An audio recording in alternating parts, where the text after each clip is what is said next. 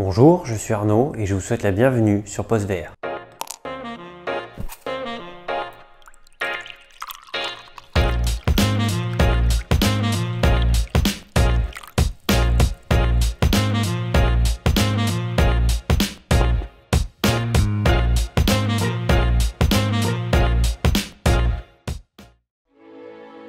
J'aime la VR, ce qui paraît logique vu le titre et le contenu de ma chaîne, mais je suis sincère quand je dis cela.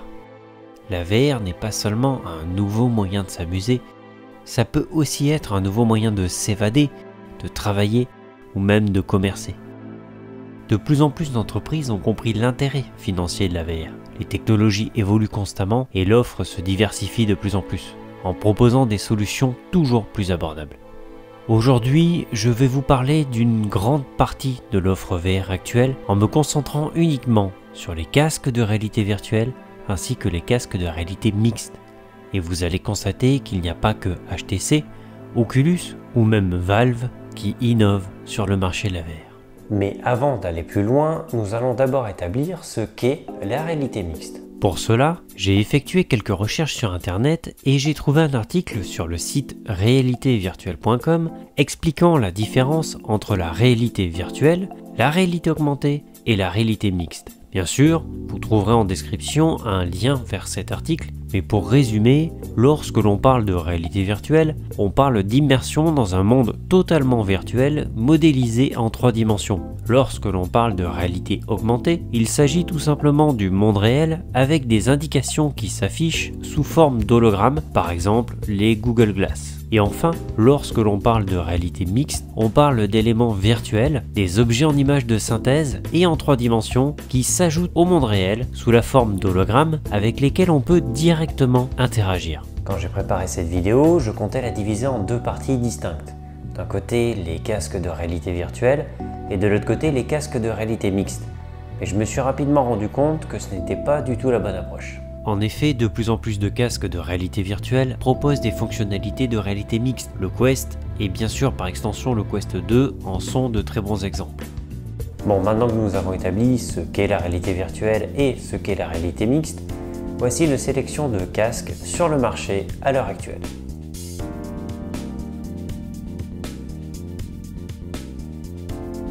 Je n'ai pas vraiment besoin de vous présenter ce casque étant donné qu'il s'est extrêmement bien vendu et a participé à la démocratisation de la VR. Il a besoin d'une PS4, une PS4 Pro voire même une PS5 pour fonctionner. Les contrôleurs sont donc les PlayStation Move et la captation des mouvements se fait via le PlayStation Camera.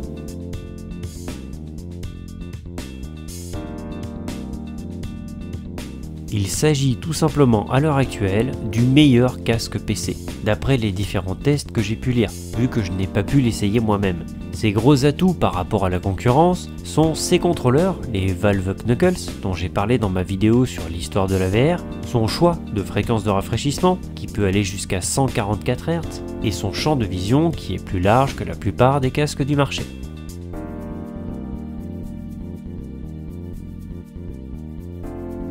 Alors là, je ne vais pas vous parler de technique, je ne vais même pas vous donner de détails sur les casques, étant donné que leur catalogue est assez fourni. Entre le Vive Cosmos, le Vive Pro, les différents modules et accessoires que vous pouvez ajouter qui vont vous permettre de profiter du casque sans aucun câble, la volonté de HTC est vraiment de proposer du sur-mesure. Et la plupart de leurs casques s'orientent vers un usage professionnel. Vous trouverez bien sûr en description des liens vous permettant de constater tout cela par vous-même.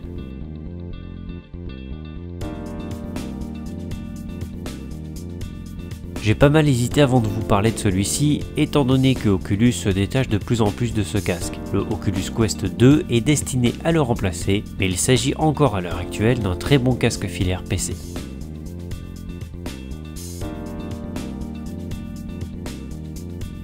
Il s'agit tout simplement du premier casque entièrement autonome du marché. Son successeur, l'Oculus Quest 2, sortira officiellement le 13 octobre. Et bien sûr, il améliore absolument tout ce que faisait déjà l'Oculus Quest. La grande force de ces casques, c'est le fait de fonctionner aussi bien de manière autonome, donc pourquoi pas pour un usage en déplacement comme une console portable, qu'en filaire, directement raccordé à votre PC, et je ne vous parle même pas des solutions telles que Virtual Desktop.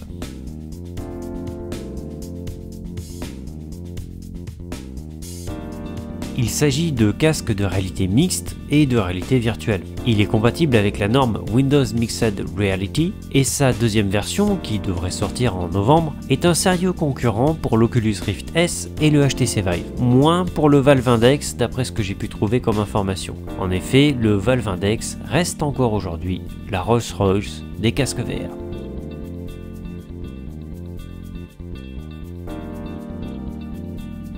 Il s'agit d'un concurrent direct pour l'Oculus Quest. En effet, c'est un casque complètement autonome qui propose pas mal de fonctionnalités similaires à l'Oculus Quest, avec en plus un système de tracking des yeux. Il est plus puissant que l'Oculus Quest de première génération et malheureusement je n'ai pas assez d'éléments pour le comparer avec l'Oculus Quest 2. Mais bien sûr, vous trouverez en description des vidéos de test de ce casque, dont une où l'utilisateur joue à Half-Life Alyx.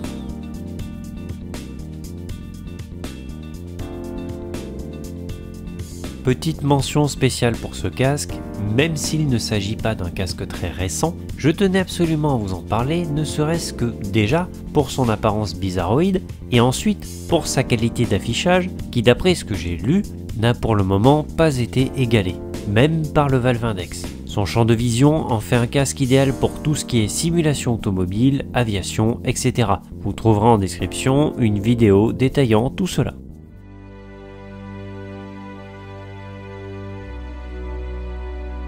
Comme vous l'aurez compris, cette vidéo n'avait pas pour but de vous donner mon avis sur les casques. Pour la plupart, je n'ai pas pu les essayer directement moi-même, et je préfère vous laisser vous faire votre propre avis.